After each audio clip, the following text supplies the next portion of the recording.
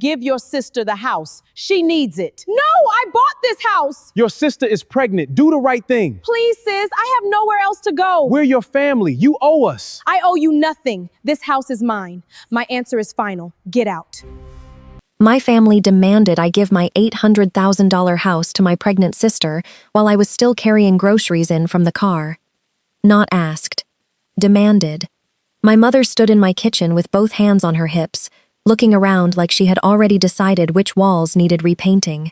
My father stood near the dining table, quiet as always when unfairness needed his silence to survive. My older brother leaned against the counter, shaking his head like I was the problem he had been forced to solve. And my sister, Brianna, sat at my breakfast nook with one hand on her belly, crying into a tissue she had not really needed until I walked in. My name is Naomi Carter. I was 38 years old, single, no children, and apparently, in my family, that meant my home was not a home. It was an available resource. My house sat in a quiet neighborhood outside Atlanta. 4 bedrooms, 3 bathrooms, a small office, a back porch, a garden I had planted myself, and a kitchen with blue cabinets that made me happy every single morning. It was not a mansion, but it was mine. $800,000 of sweat, overtime, savings, fear, paperwork, and patience. I bought it after 12 years of working as a hospital operations manager, picking up consulting jobs on weekends, driving the same used car long after I could afford better, skipping trips, saying no to expensive dinners, and telling myself that one day I would have a front door nobody could use against me.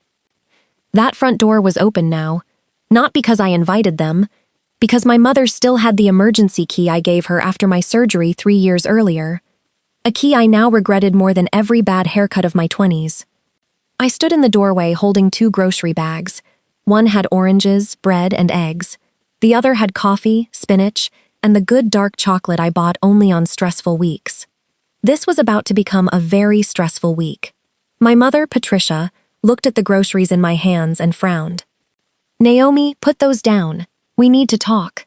I looked from her to my father, Leonard, then to my brother Marcus, then to Brianna, who would not meet my eyes. "What are you all doing in my house?" My mother sighed. "Please don't start with that tone." That tone. The tone I used when people entered my home without permission. The tone I used when my family decided my boundaries were disrespectful because they arrived too late for their convenience. I placed the grocery bags on the island. "Why are you here?" My father cleared his throat. "Your sister needs help." I looked at Brianna. She sniffed. "I didn't want to do this like this." That was the first lie. People who do not want something done badly do not sit in your kitchen waiting for you to come home. I folded my arms. "Do what?" Marcus pushed himself off the counter. "Naomi, don't make this harder than it has to be." I laughed once. It came out sharp. "I'm still waiting to learn what this is." My mother stepped forward. "Brianna and Kevin lost the townhouse." The air changed. I looked back at my sister. "What do you mean lost it?" Brianna wiped her nose. "Kevin's business slowed down. We fell behind. The landlord wouldn't work with us." "That's not what I asked. You said they lost the townhouse. Were you renting or buying?" No one answered. That silence told me plenty. My father shifted. "They were renting." I closed my eyes for 1 second. Brianna had told everyone at Thanksgiving they were building equity. She posted pictures with captions like, "Finally homeowners. God did it." But of course, God had been getting tagged in rental photos. "When do you have to leave?" I asked. Brianna whispered, "End of the month." I opened my eyes. "That's in 9 days." My mother nodded quickly. "Exactly.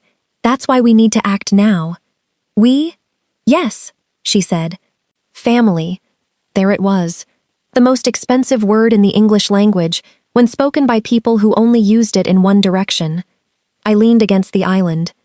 "What are you asking?" My mother lifted her chin. "We think you should let Brianna and Kevin move in here." I stared at her. "Move in here?" "Yes." "For how long?" My mother glanced at Marcus. Marcus answered. "Naomi, be realistic. A baby is coming.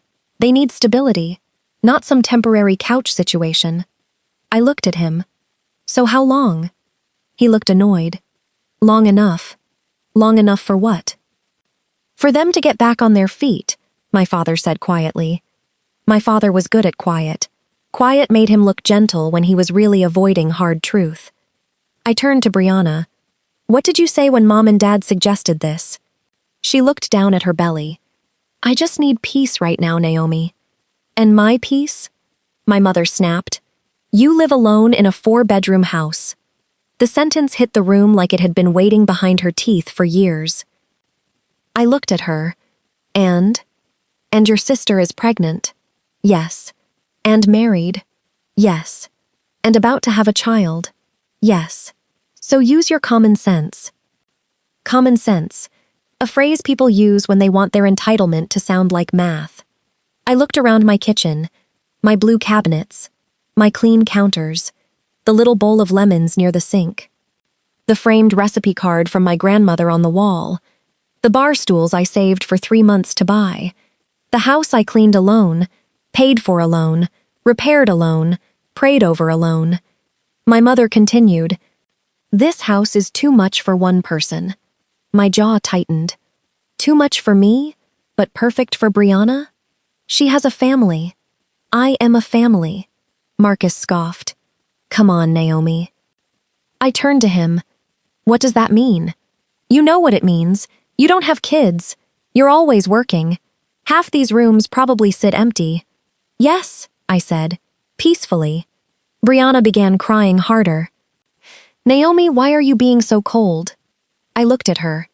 That one hurt more than I wanted it to, because Brianna and I were once close, before she learned that crying got more from our parents than truth ever did. Before she married Kevin, a man with big dreams and small discipline, before every emergency in her life somehow turned into a family project where I was assigned the bill. I'm asking basic questions, I said. My mother pointed toward the hallway. The baby could have the guest room. Brianna and Kevin could take the primary bedroom because she'll need space after delivery. You could use the office temporarily. I blinked. The primary bedroom. My bedroom. The room I painted, soft green, because it calmed me after long hospital days. The room with the balcony overlooking my garden. The room where I finally slept through the night after years of living in noisy apartments and crowded family spaces. My mother had already assigned it. I asked slowly, where would I sleep? The office has a sofa bed, Marcus said. I stared at him. The sofa bed you broke last Christmas? He looked away. My father muttered, we can replace it. I laughed again, but this time there was no humor in it. You want me to give my house to Brianna, Kevin, and their baby, move into my own office, and wait until they get back on their feet? My mother exhaled with relief, as if I had finally understood. Yes, exactly. No. The word came out clean.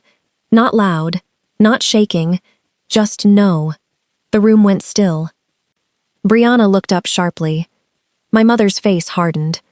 Marcus crossed his arms. My father looked tired. No, my mother repeated. No, Brianna whispered. You would really put your pregnant sister on the street? No, I said. Her husband, her landlord, her choices, and her late payments did that. I just refused to become the replacement house. My mother gasped. How can you say that? Because it is true. Marcus stepped closer. Naomi, don't be selfish. That word, selfish. The family hammer. They used it whenever I stopped being convenient. I looked at him. Selfish would be entering someone's home with a spare key and planning their bedroom without asking.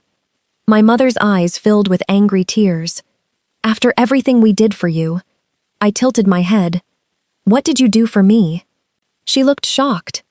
We raised you, and I have been paying that invoice since I was 16. My father finally raised his voice. Naomi. I turned to him. No, Dad, not tonight. The silence widened. I continued. I helped pay your property taxes twice. I paid Marcus's car repair when he said he would pay me back. I paid Brianna's hospital bill after her first miscarriage because Kevin's insurance had lapsed. I paid Mom's dental surgery balance. I paid for family vacations you all posted online, like Dad covered them. I paid for Kevin's business license. I paid Brianna's credit card minimums for 8 months. I paid for the baby shower deposit last week. Brianna whispered, "You said that was a gift." It was. This house is not. My mother wiped her tears. You keep records against us? No, I said. I keep records for myself because memory gets bullied in this family. Marcus shook his head. You always have to act superior. No, Marcus. I act informed. You experience it as superiority because you prefer me quiet. Brianna stood, one hand on her belly. I cannot believe you. I looked at her. You lied about owning the townhouse. Her face flushed. That has nothing to do with this. It has everything to do with this. You let everyone believe you and Kevin were stable, then waited until 9 days before eviction to make my house your emergency plan. I was embarrassed. So your solution was to embarrass me in my own kitchen? Her tears turned real then. For a moment, I almost softened. Almost.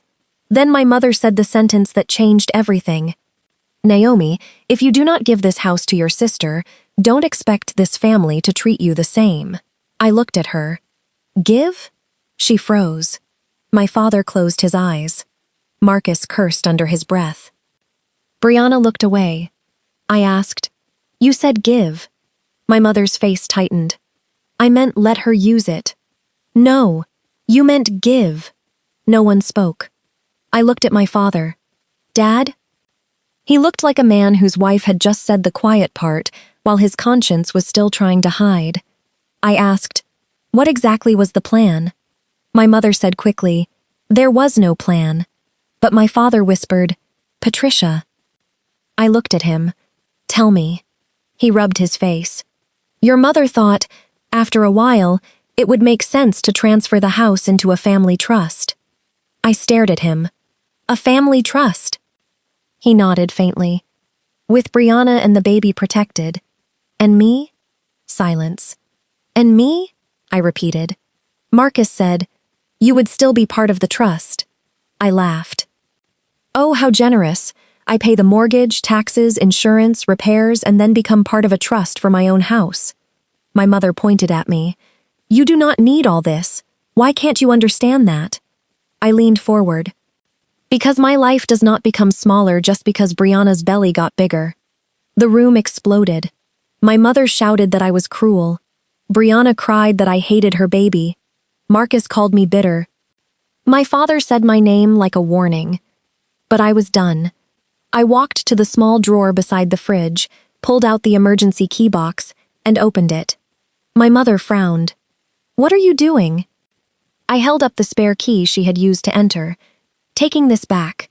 Her face went pale. Naomi. I slipped the key off the ring. Then I looked at all of them. You have 10 minutes to leave my house. Marcus stepped forward. Or what? I smiled. Or I call the police and explain that 4 people entered my home without permission and refused to leave. My mother gasped. You would call the police on your own family? You were about to put my house in a trust for people who do not pay my mortgage. Let's not pretend the sacred line is behind us. My father took my mother's arm gently. Patricia, let's go. She pulled away. No, she needs to hear what she is doing. I know exactly what I'm doing, I said. I am keeping my house. Brianna walked toward the door slowly, crying.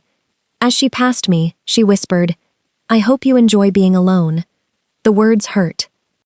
But they did not enter like she wanted them to. I opened the front door. I would rather be alone in peace than surrounded by people who only see me as square footage. They left. My mother cried all the way down the porch steps. Marcus glared. My father looked back once. Brianna did not. When their cars pulled away, I locked the door. Then I stood in my foyer, surrounded by silence, and my whole body began to shake.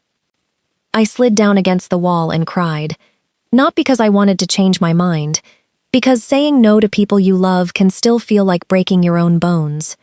Before I continue, tell me where you are watching from tonight, and if your family has ever called you selfish for protecting what you built, stay with me, Because sometimes the response that leaves them speechless is not revenge.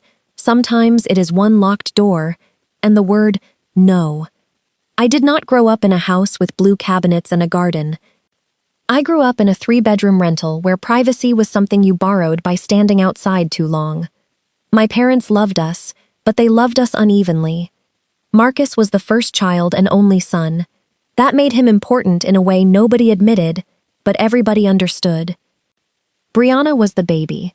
Sweet, pretty, emotional, delicate when convenient, dramatic when needed, always described as sensitive whenever she created problems other people had to fix.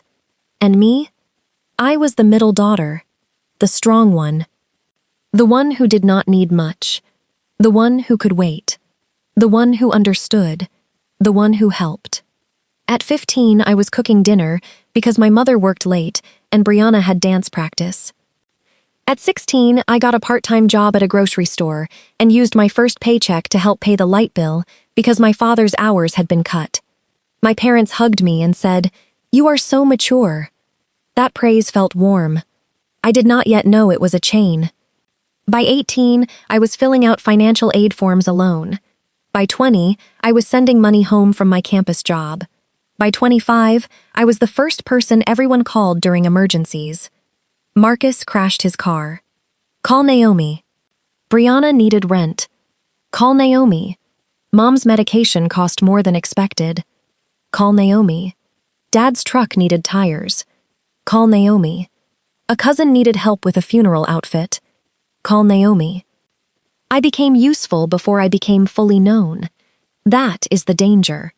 When your family learns your function before they learn your heart, they may never come looking for the person underneath. I worked hard because nobody was coming to rescue me. Healthcare operations suited me. Hospitals are chaos with fluorescent lights. And I understood chaos. I knew how to organize people who were panicking, how to find missing supplies, how to calm angry patients, how to speak to doctors, nurses, vendors, insurance companies, and grieving families without losing my center. The work was hard, but it paid. I saved carefully, not because I was greedy, because I wanted safety.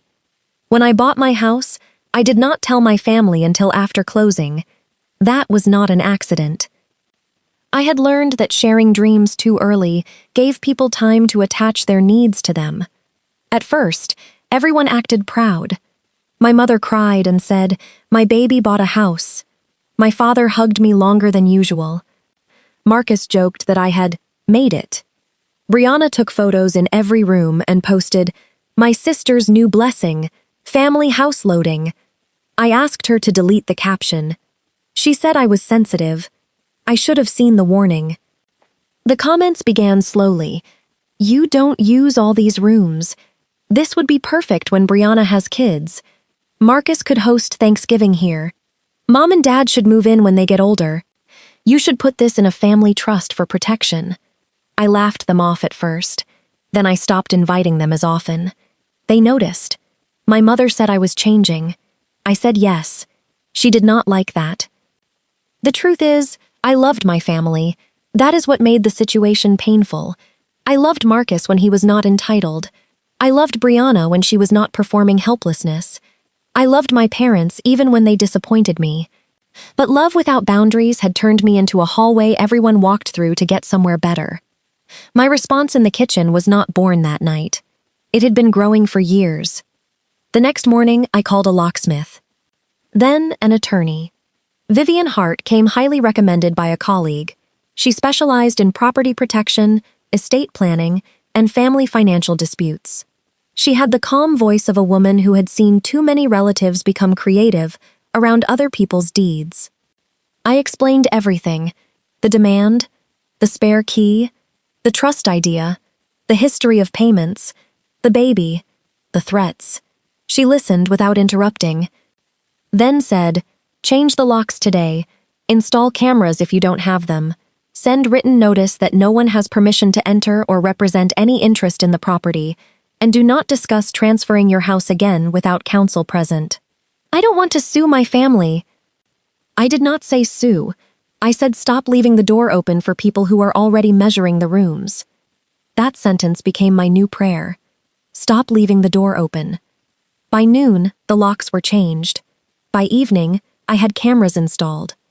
By the next day, Vivian sent a formal letter to my parents, Marcus, Brianna, and Kevin, stating that the property belonged solely to me, no trust discussion was authorized, no tenancy had been offered, and any attempt to enter without permission would be treated as trespass.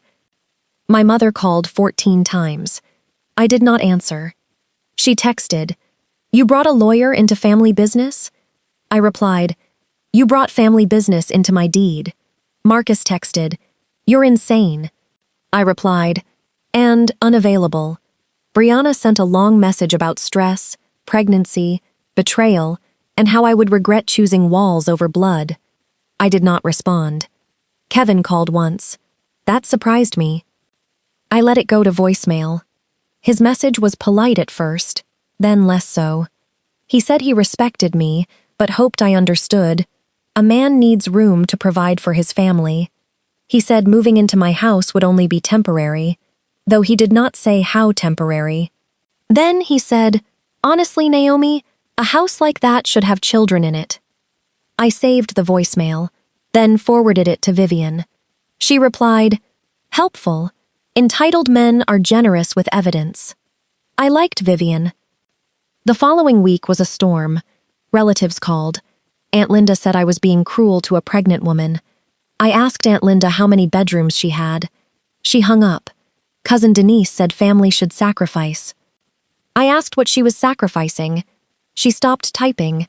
My mother posted vague quotes online about daughters who forget their roots. I posted nothing. Silence is powerful when people are trying to drag you into public theater. Meanwhile, Brianna and Kevin had to move. Not into my house. Not onto the street either. They moved into my parents' finished basement. The same basement my mother had described for years as too damp for guests. Apparently, it became dry enough when I refused to be the solution. Brianna hated it. Kevin hated it more. Marcus called it humiliating. I called it available family housing. My father came to see me 2 weeks later. Alone. He rang the bell. That mattered. He did not use a key because he did not have one anymore. I watched him through the camera before opening the door. He looked older. Not sick. Just tired in the way people become tired when consequences finally start asking them questions. I opened the door but did not invite him in. "Dad." "Naomi." We stood there. He looked past me into the foyer, then back at my face. "May I come in?" I almost said yes automatically. Instead, I asked, "Why?" He swallowed. "To apologize." That word hurt. Because I wanted it. Because I did not trust it. "For what specifically?" I asked. He looked down, then nodded slowly, as if accepting the rules of a new house.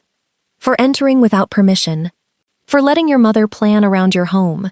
For agreeing that Brianna needed it more because she is pregnant. For not stopping the trust conversation earlier. For all the years I let you be the one who carried things because you carried them well." My eyes burned. That last sentence reached deep. "You knew?" He nodded. "I knew more than I admitted." "Why didn't you stop it?" He closed his eyes. "Because your mother cries, Marcus gets angry, Brianna breaks down, and you manage." There it was. The whole family system, in one sentence. Everyone else reacted. I managed. "I was tired," I whispered. "I know." "No, you didn't know. You benefited." He flinched. Yes. That yes was small but honest. I stepped aside. He came in. We sat in the living room, not the kitchen. The kitchen still felt too full of the argument. My father looked around. "This is a beautiful home." "Yes." "You earned it." "Yes." He nodded. "I should have said that when your mother called it too much for you." I said nothing. He continued. "Brianna is angry."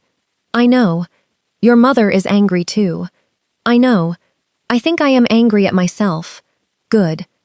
He looked at me, surprised. I did not apologize. "Good." We talked for an hour. Not comfortably. Honestly. He admitted my parents had discussed the trust idea before that night. My mother believed if the house were placed into a family trust, it could protect everyone. But the real goal was to secure Brianna and the baby. Marcus supported it because he thought later there might be a way to use the house as collateral for a business idea. My father claimed he had not agreed to that part. I believed him halfway. Halfway was all he had earned. Before he left, he said, "I will not ask you to give them the house.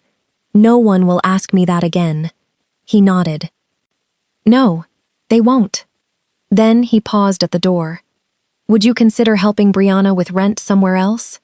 I looked at him. He held up his hand quickly. "I know. I should not ask." I said, "Dad, I paid the baby shower deposit last week. I am done funding adults who plan around my money before asking." He nodded, ashamed. "You're right. That was new too." 3 months passed.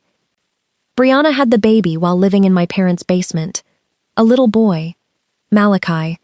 I saw the photos in the family group chat I had muted but not left. He was beautiful, tiny, wrapped in blue. Full cheeks. Brianna looked tired but happy. For 2 days, I cried privately. Not because I wanted children, because love is complicated. I loved my sister. I loved that baby. I hated what had happened. All of that could be true. I sent a gift directly to the hospital. A soft blanket, diapers, and a small savings bond in the baby's name. No cash. Brianna did not thank me. My mother did. I did not respond. 6 weeks later, Brianna called. I almost ignored it, then answered. Her voice was smaller than usual. "Naomi?" "Yes." "Can we talk?" "About what?" She breathed shakily. "Not the house." That was the only reason I stayed on the line. We met at a park. Public. Daytime. Neutral.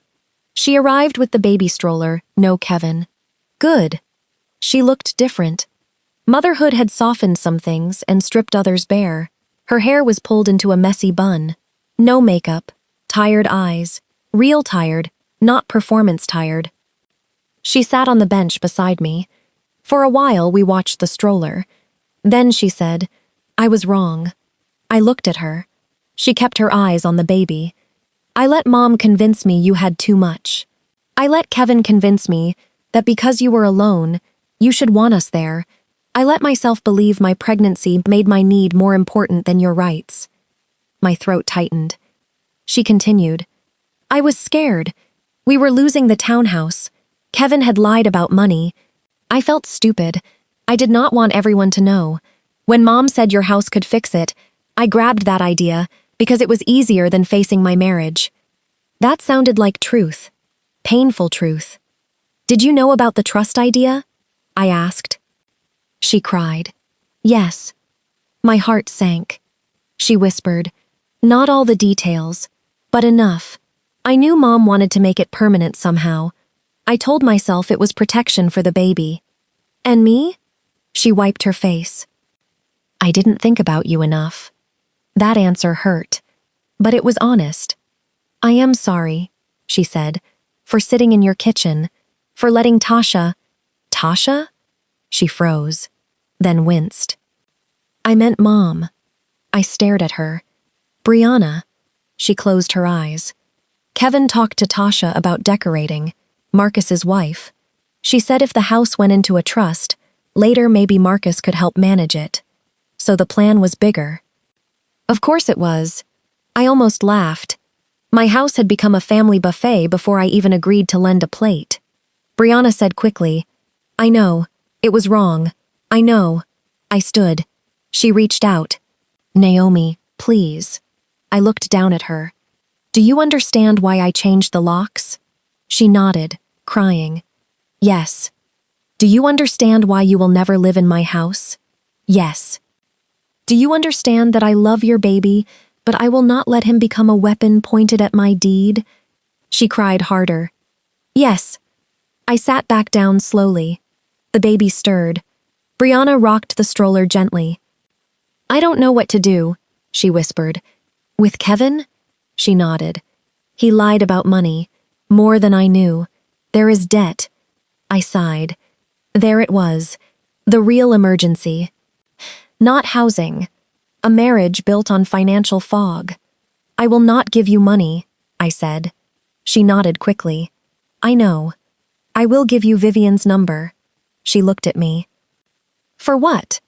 To understand your rights, your debts, your options. You have a baby now. You need truth more than comfort. She cried again, but this time quietly. Thank you. That was the beginning of something. Not full healing. Beginning. Brianna eventually separated from Kevin. Not immediately. Not dramatically. Slowly. After documents revealed debts, unpaid rent history, and money he had moved without telling her. My parents were shocked. I was not.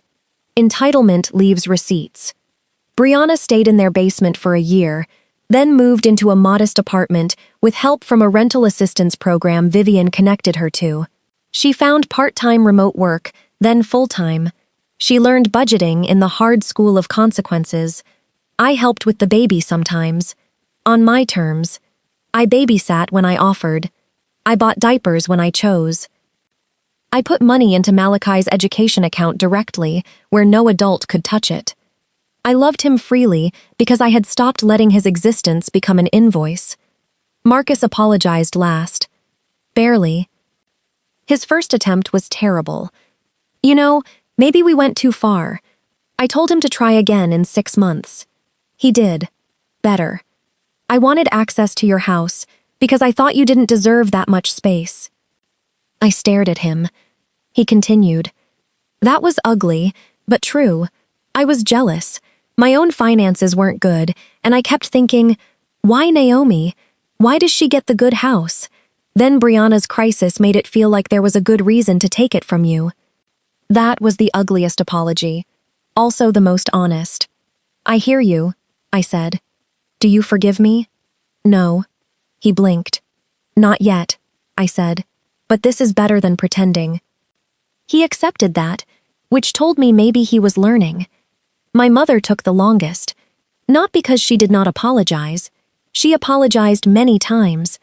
But my mother's apologies often arrived with a suitcase of defense. I'm sorry, but you know I was scared for Brianna. I'm sorry, but pregnancy makes a mother emotional. I'm sorry, but you sounded so cold. I finally told her, Mom, every apology with a but is just a smaller argument. She did not speak to me for 2 weeks. Then she came to my house. She rang the bell. Progress. When I opened the door, she stood on the porch holding flowers. Not her key. Flowers. I am here to apologize without a but, she said. I waited. She took a deep breath. I was wrong to enter your home without permission. I was wrong to decide Brianna needed it more. I was wrong to call your life too small for your house. I was wrong to think motherhood made her more entitled to space than your work made you entitled to peace. I was wrong to raise you to be strong and then punish you for not breaking when we wanted something. I cried. I hated that I cried. But tears are not surrender. Sometimes they are proof that the truth finally arrived. I hear you, I said. May I come in? I thought about it, then nodded. She stepped inside like a guest. That mattered. Healing in families often happens in tiny acts that would look like nothing to outsiders. A knock. A real apology. A question instead of an assumption. A visit without measuring rooms. My house remained mine. Only mine. No family trust. No shared deed. No temporary basement-to-bedroom arrangement. No Kevin. No Marcus. No emergency key.